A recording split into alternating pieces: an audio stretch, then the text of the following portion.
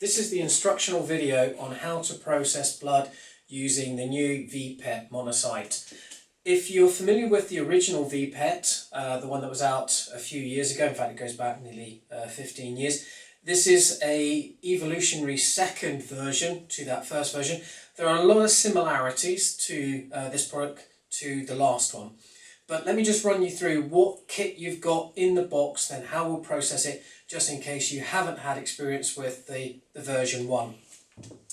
The VPET kit comes complete, ordered through Nupsala. Inside you will have two 60ml syringes and one 10ml syringe. All three of these syringes are Luer lock. Sodium chloride, 9.9%. Your ACDA. I appreciate that this is a large bag of ACDA. Unfortunately, we can't get a hold of the smaller vials or smaller bags. I know it would seem wasteful, but this is the smallest that we can get a hold of. And your actual filtration kits.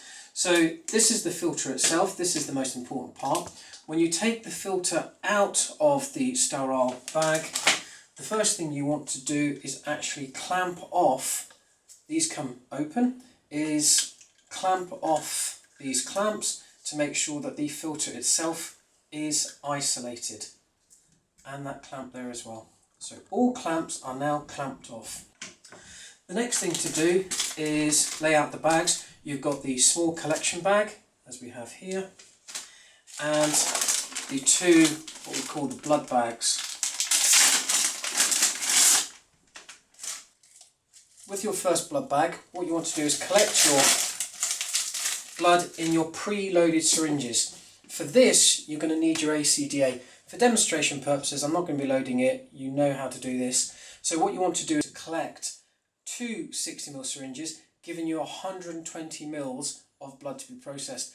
This is actually an improvement over the old design that we could only collect 60 ml of blood. We're actually now getting more blood, which means we're going to collect even more platelets than we did do before. So once you've got your two 60ml syringes preloaded, connect them into your Luer lock bag and then load the Luer lock bag with the blood.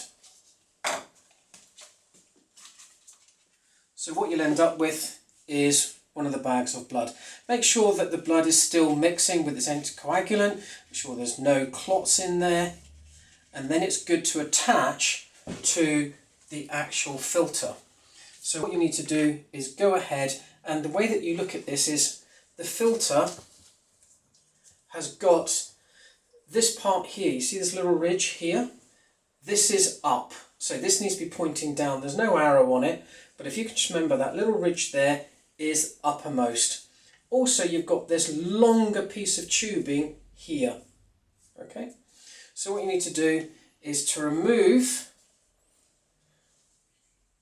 the connection and attach your bag, and then you're going to connect the bottom bag. And at this point, keep this clamp closed, open the bottom clamp first, and then open the top clamp. And what will happen is your blood will flow through the filter down into the exhaust bag. You can see the blood is actually going through the filter and now entering the exhaust bag. On a cold day, it could take a little bit of time, so it is advisable to, say, move it into a warm area or into your vehicle. But most of the time, this will only take a couple of minutes, maximum 5 to 10 minutes.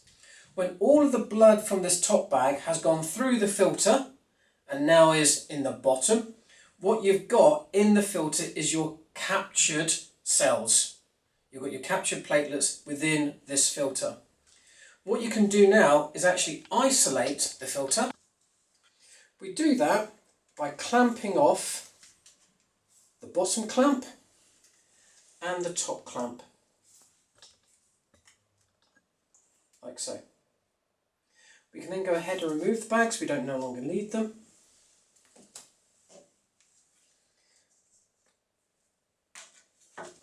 Now you can go ahead and prepare the next bit.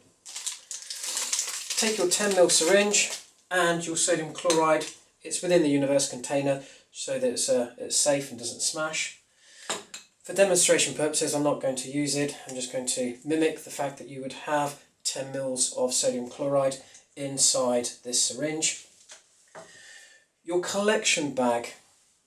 Again, this is a development from the first VPET. If you've used the first VPET, then you would realise that we used to just do it back into a syringe. This allows us to be able to use it in subsequent treatments if necessary. Now what you want to do here is this port, which you haven't used yet, is go ahead and remove that top and place your collection bag on there. And on this port, you want to have your 10 mils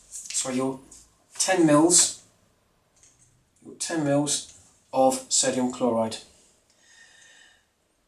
In this, open up the clamp. That's shut, and with one fluid movement, back flush the filter. That's it complete. Remove your syringe, and now remove your collected platelet-rich plasma.